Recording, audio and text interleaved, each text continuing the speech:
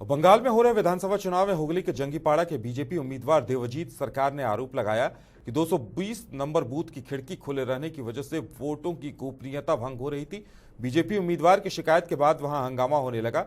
थोड़ी ही देर में शिकायत सामने आने के बाद पीठासीन अधिकारी ने खिड़की बंद करवाई और मामले को शांत कराया।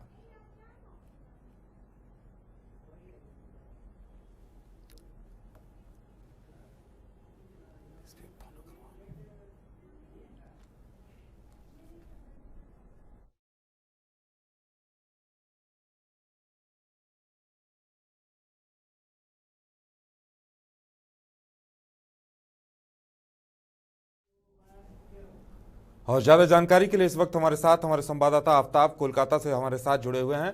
जी आफ्ताब, खबरें आ रही कि कहीं बूथ की खिड़की खुली थी और इसकी वजह से वहां की गोपनीयता भंग हो रही थी। हालांकि चुनाव आयोग ने इस पर एक्शन लेते हुए इसे तत्काल बंद करवाया है। वहीं एक बीजेपी कार्यकर्ता पर भी हमले की बात सामने आ रही है।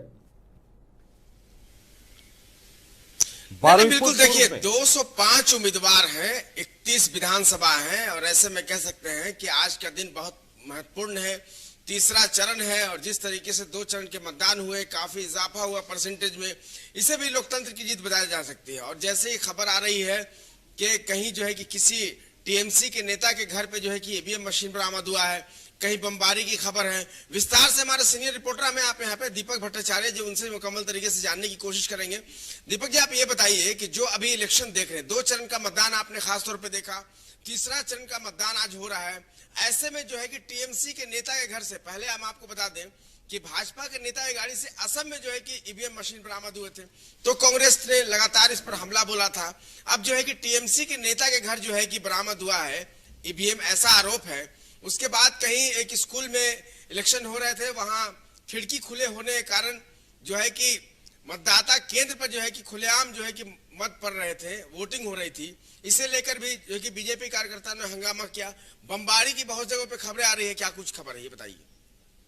जी, इस बार देखिए, क्योंकि खास बात यह है कि इस बार जो 31 सीटों पे 31 सीटों पे जो मतदान हो रहा है जी, इसमें से 29 सीटें 2016 में टीएमसी के कब्जे में थी। सिर्फ एक सीट आमता से कांग्रेस को गई थी और एक सीट हुगली से लेफ्ट को गई थी। ये 29 सीटें हैं, जिसमें कि डायमंड हार्बर जो सांसद है अभिषेक बनर्जी, इनके लिए भी एक चुनौती है, अपनी सीटों को चैलेंज है। जी जी, बिल्कुल है, सीटों को अपनी बचाएंगे ये लोग। इसीलिए पूर्ण रूप से जोड़ तोड़ तरीके से ये लोग अपने सीटों को बचाने के लिए किसी भी तरीके से अपने पक्ष में मतदान कराना चाह रहे हैं। और पिछले 2 चरणों को देखिए, 2 चरणों में इतनी छिटपुट हिंसा की वारदातें हुई थी, लेकिन इस बार तीसरे थर्ड फेज में जो कुछ ज्यादा ही देखने को मिल रही है, क्योंकि जगह जगह बीजेपी के वोटरों को धमकाना, बीजेपी के एजेंडों को नहीं बैठने देना। सतगछिया, साउथ 24 परगना में सतगछिया में जैसे बमबाजी, बूथ के बाहर बमबाजी की ये सूचना भी मिली है, जो अभी तक आरोपों में वो देखा जा रहा है, उसको ये क्लियर नहीं, पुलिस फोर्स मौके में है। तारकेश्वर में देखिए एक बीजेपी कर्मी की वाइफ की बॉडी मिली है, तो उसको भी इससे जोड़ के देखा जा रहा है। और उलूबेड़िया, हावड़ा में जो 7 सीटों पर हो रहा है, वहां पर भी कई जगह घटनाएं हो रही है। ईवीएम के टीएमसी के नेता के घर से ईवीएम का मिलना, ये भी एक अपने आप में बहुत बड़ी घटना है, जिसमें सेक्टर मजिस्ट्रेट को उसमें सस्पेंड भी करा गया। इसको असम की घटना से भी आप छोटे, जैसे असम में बीजेपी के साथ हुआ था, इसमें टीएमसी ने भी खुद उसको तूल दिया था, कोई मुद्दा बना लिया था। अब यहाँ पर टीएमसी के यहाँ से मिलना, वो देखा है, तो बीजेपी की तरफ से कोई प्रतिक्रिया आई नहीं है, इसको देखना है। और काफी सुरक्षा व्यवस्था पुख्ता होने के बावजूद 2 चरणों को देखते हुए चुनाव आयोग ने इस बार सुरक्षा व्यवस्था बहुत ज्यादा पुख्ता करी थी। अच्छा, एक बात समझना चाहेंगे दीपक, यहाँ पे आप समझाने के लोगों को कोशिश करिए कि इस बार कौन कौन से उम्मीदवार मैदान में हैं, जिनकी किस्मत दांव पे है। कई ऐसे हैं जो टीएमसी के नेता हैं, वरिष्ठ नेता हैं, और कह सकते हैं कि टीएमसी के मंत्री रहे पश्चिम बंगाल में। थोड़ा सा बताने की गुजारिश है आपसे, बताइए इसको थोड़ा। देखिए, इसमें बीजेपी के तारकेश्वर से स्वपन दास गुप्ता है, जी, सभा सांसद रहे हैं। यहाँ पर एक बाराईपुर पश्चिम से टीएमसी के नेता है और वो विधानसभा अध्यक्ष भी रहे हैं, विमान बनर्जी जी। और आपके हमारे ये शौकत मोल्ला है, आसिफ है, राजा बनर्जी है, ये बीजेपी की तरफ से है। गयासुद्दीन मोल्ला है, मगराहट से मंत्री भी रहे। इस तरीके से कई और मंत्री भी रहे जो टीएमसी में, और विधायक भी रहे। जैसे दीपक हल्दर है, डायमंड हार्बर से है, वो विधायक थे टीएमसी के, लेकिन अब बीजेपी की तरफ से लड़ रहे हैं। वहां पर पन्नालाल हल्दर को उतारा गया है। और ये कई मंत्री और कई विधायक जो टीएमसी में भी रहे हैं, बीजेपी में रहे हैं, उनकी सबकी साख प्रतिष्ठा अपनी लगी हुई है उनकी, और इनकी सीटों को बचाना टीएमसी के लिए एक बहुत बड़ा चैलेंज माना जा रहा है। क्योंकि देखिए इस बार जो फुरफुरा शरीफ के आईएसएफ जो बनाया है अब्बास सिद्दीकी है, वो जब से उनको टीएमसी मुख्यमंत्री की ओर से निशाना साधा गया, गद्दार बोला गया है, काम नहीं किया जा रहा है। 16 सीट अल्पसंख्यक बहुमत जो है अल्पसंख्यकों का, उसमें ज्यादा उसका असर पड़ता है। उस इलाके में अल्पसंख्यक को तय करना है कौन जीते कौन। बिल्कुल निर्णायक भूमिका में रहते हैं अल्पसंख्यकों के। लोकसभा चुनाव में भी ये जो जीत हुई थी अभिषेक बनर्जी की, उसमें अल्पसंख्यक का जो वोट था वो ज्यादा अहम माना जाता था इस बार भी। लेकिन इस बार स्थिति दूसरी है, क्योंकि पिछली बार फुरफुरा शरीफ का समर्थन आपका टीएमसी को था, लेकिन इस बार वो गठबंधन में है कांग्रेस और लेफ्ट के साथ, और ऊपर से बयानबाजी जो अमर्यादित शब्दों का प्रयोग करा गया है टीएमसी की ओर से, उसका असर भी कहीं ना कहीं देखने को मिलेगा। दीपक, एक बात और समझना पड़ेगा यहाँ पे कि जिस तरीके से तीसरा चरण का मतदान हो रहा है, यहाँ पर जो भारतीय जनता पार्टी के जो बड़े नेता हैं जिन्होंने प्रचार प्रसार किया जिन इलाकों में, उनके लिए भी कह सकते हैं कि बड़ा चैलेंज है, बड़ी इज्जत की सवाल है।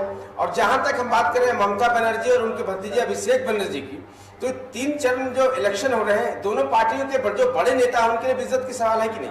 नहीं, जाहिर सी बात है। देखिए इसमें तो प्रतिष्ठा की बात है। ये वाला चुनाव 2016 छोड़ दिए, 2016 में बीजेपी का इतना यहाँ पर वजूद नहीं था, लेकिन 19 में जो बीजेपी का वोट परसेंट बढ़ा है अचानक, उसका असर 16 में भी देखने को मिल रहा है। और उसी देखिए इस बार तो सीधे प्रतिष्ठा की लड़ाई है टीएमसी और बीजेपी में। लेफ्ट और कांग्रेस बहुत पीछे है।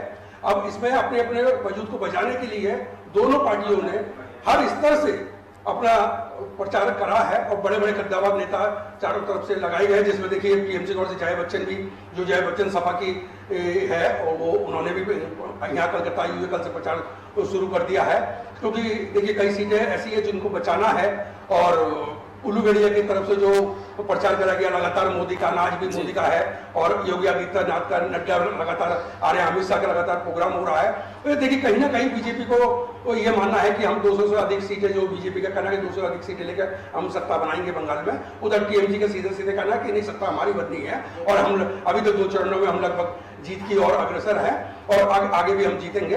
लेकिन दोनों देखिए प्रतिष्ठा का मतलब ये कहना है कि दोनों पार्टियां अपनी अपनी साख बचाने के लिए मुकम्मल तरीके से कोशिश कर रही है। बिल्कुल बिल्कुल। आप जानना चाहेंगे जो लड़ाई है ही है इस बात की। और गौर किया जाए तो लोकसभा चुनाव के दौरान बीजेपी ने कैसा प्रदर्शन किया था, क्योंकि विधानसभा चुनाव में तो यहाँ पे वर्चस्व दिखा था टीएमसी का, लेकिन लोकसभा के नतीजों की बात की जाए तो बीजेपी और टीएमसी का प्रदर्शन कैसा रहा था? नहीं, बिल्कुल हम समझने की कोशिश करेंगे। आपको बता दें कि 3 सीट के बाद, विधानसभा में 3 सीट थे, उसके बाद लोकसभा के चुनाव हुए तो 18 सीट मिले भारतीय जनता पार्टी को। दीपक, ये समझने की कोशिश करेंगे हम लोग, ये समझाइए दर्शकों को कि जैसे कि जो लोकसभा के इलेक्शन हुए उसमें बीजेपी का प्रदर्शन और टीएमसी का प्रदर्शन किस नजरिए से देखते हैं आप इसको, क्या था?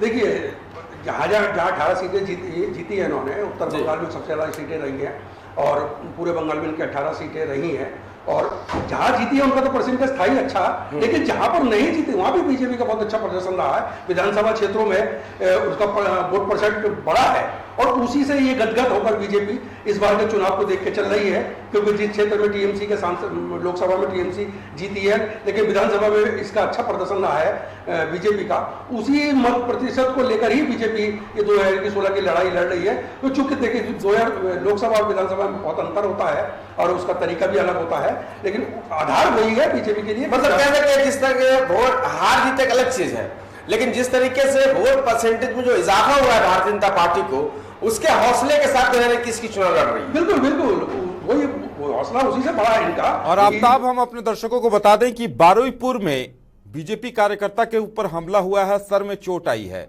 एक बार फिर से हम आपको बता दें कि दक्षिण 24 परगना बारुईपुर पूर्व में कार्यकर्ता को गंभीर चोट आई है। बारुईपुर पूर्व में बीजेपी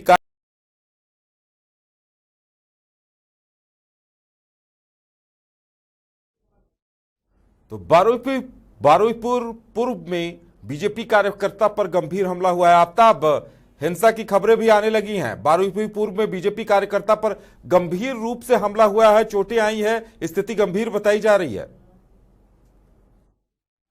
नहीं, बिल्कुल अगर देखा जाए तो जिस तरीके से चुनाव आयोग ने दावा किया है कि सुरक्षा व्यवस्था के मुकम्मल इंतजाम होंगे, लगातार शांतिपूर्ण ढंग से चुनाव होंगे, केंद्रीय गृह मंत्री अमित शाह भी लगातार बोल गए हैं, लेकिन अगर देखा जाए तो धीरे धीरे जो है कि मतदान में तो इजाफा हो रहा है परसेंटेज में, लेकिन जो है कि घटनाओं में भी इजाफा हो रहा है। दीपक, आप समझने की समझाने की कोशिश करिए कि लगातार दावे हैं चुनाव आयोग के, इसके बावजूद जो है कि घटनाओं में इजाफा हो रहा है। ये चुनाव आयोग की कहाँ खामियां मानते हैं, किस नजर से देखते हैं? अभी एक जगह बारुईपुर में जो है कि भारतीय जनता पार्टी के कार्यकर्ता पे हमला हुआ है, तो ऐसे में तो बड़ा सवाल है आयोग पर।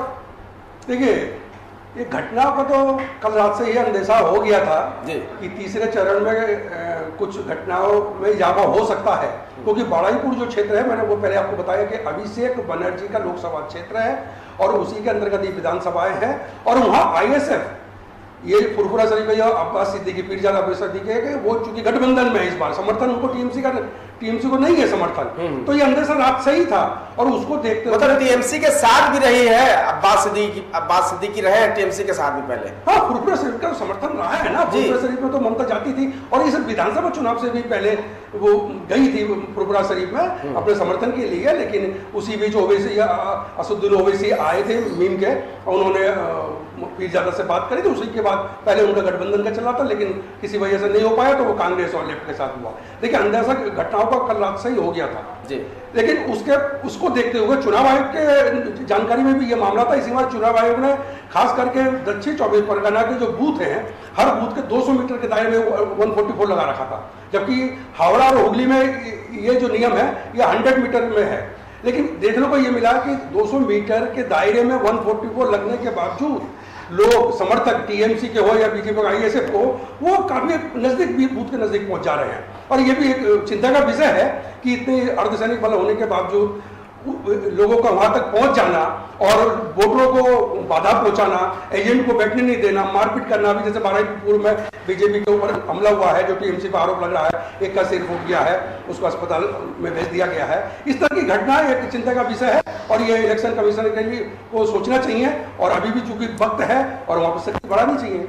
आपको क्या लगता है, कहा जा सकता है कि एक तरह से जिस तरह से 31 में से 29 सीटों पर टीएमसी का कब्जा है, तो इस कब्जे को बरकरार रखने के लिए टीएमसी किसी भी हद तक जाने को तैयार है? अभी तक के रुझान से तो ऐसा ही लग रहा है, जिस तरह से हिंसा की घटनाएं सामने आ रही हैं।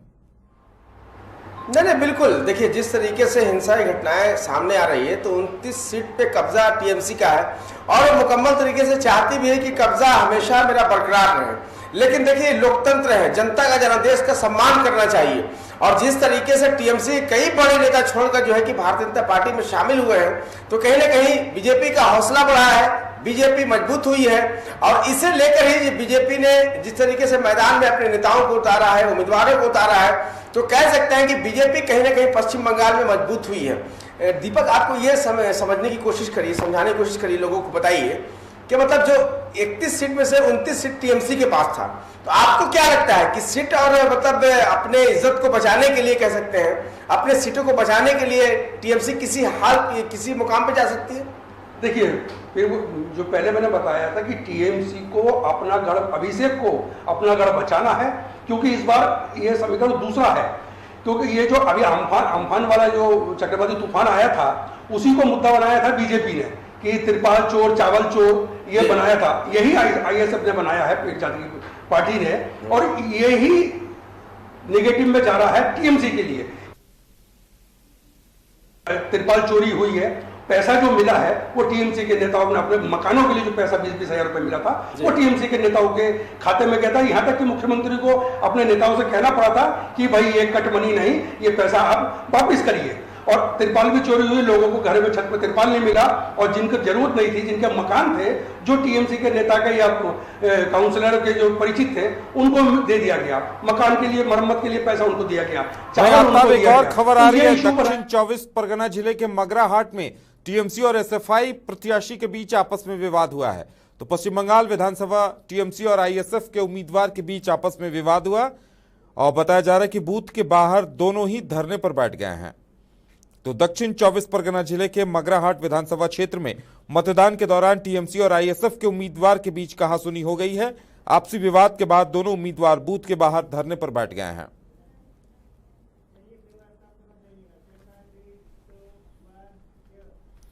आफताब यानी मगराहाट विधानसभा में टीएमसी और एसएफआई के प्रत्याशी के बीच में आपस में विवाद हुआ है, यानी कहीं न कहीं यहां एसएफआई के प्रत्याशी या कहा जाए थर्ड फ्रंट के प्रत्याशी भी अपना वर्चस्व बनाए रखने की कोशिश में दिखाई दे रहे हैं। नहीं, बिल्कुल हमारे सहयोगी तो लगातार इस बात का जिक्र पहले से कर रहे हैं कि टीएमसी और अब्बास सिद्दीकी की जो पार्टी है जो कांग्रेस के साथ लड़ रही है, तो ऐसे में जो है कि मंगरा घाट में जो घटना घटी है, दोनों प्रत्याशी के जो समर्थक हैं वो धरना पर बैठ गए हैं।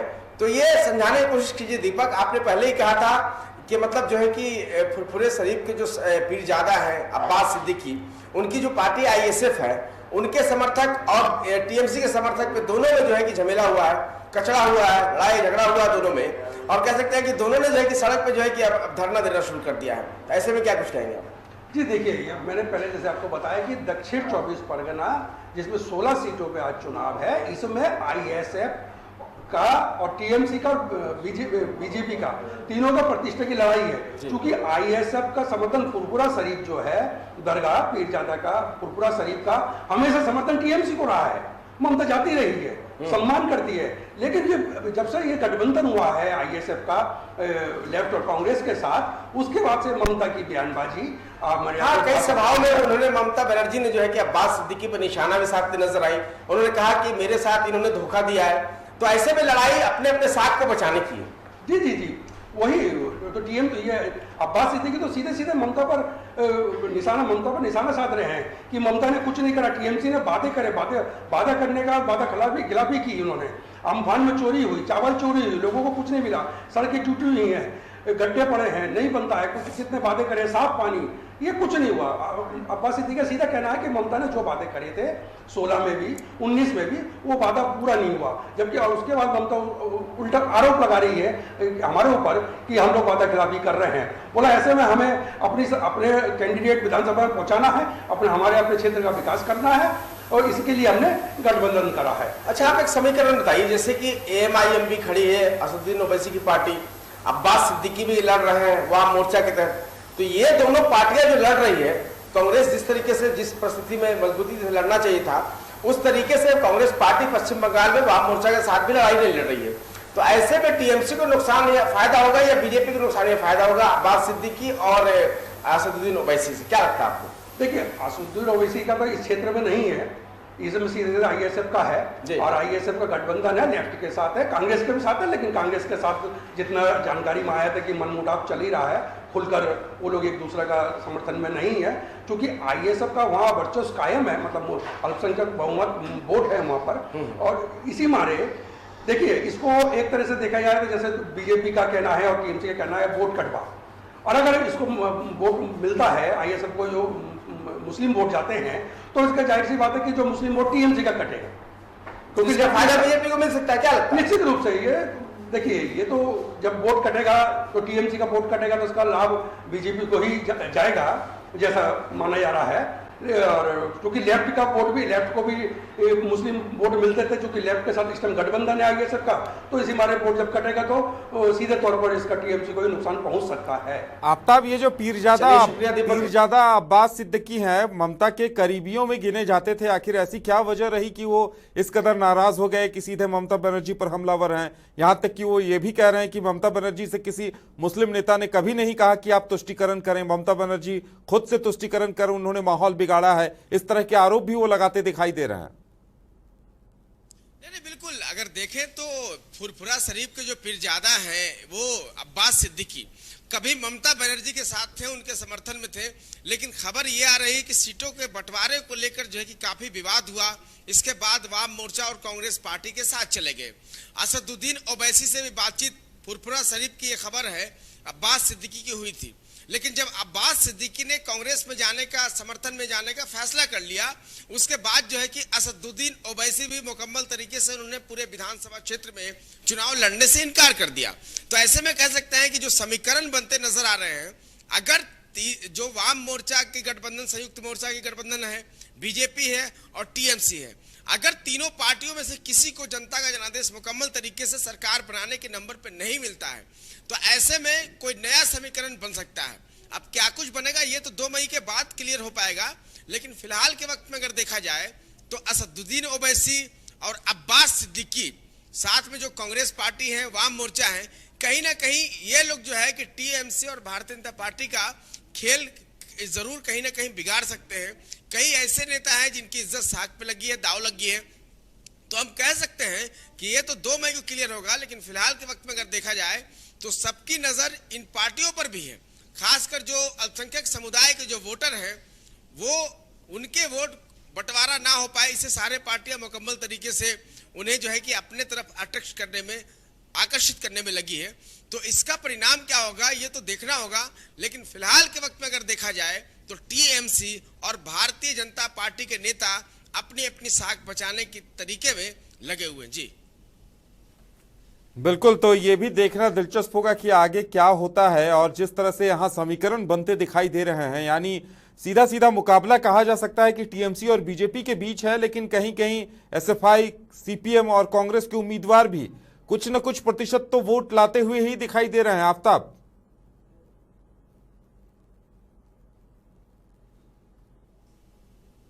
नहीं बिल्कुल, जब हमने कल संयुक्त मोर्चा के कई उम्मीदवारों का कल नॉमिनेशन था, उसमें हम शामिल हुए थे, कवरेज के लिए भी गए थे हम, उसमें देखा कि बड़ी संख्या में भीड़ थे। वाम मोर्चा, उसके बाद कांग्रेस पार्टी, इंडियन सेकुलर जो मंच फ्रंट है, अब्बास उनकी जो समर्थक थे वो लोग शामिल थे।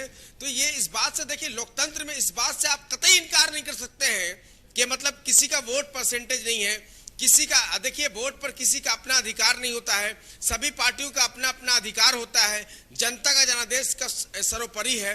तो अब किसको कौन वोट देगा ये तो देखना दिलचस्प होगा, लेकिन साफ है कहीं ना कहीं इसका नुकसान और फायदा भारतीय जनता पार्टी और कांग्रेस पार्टी और टीएमसी सभी को हो सकता है, लेकिन फायदा किसको होगा ये तो देखने वाली बात होगी।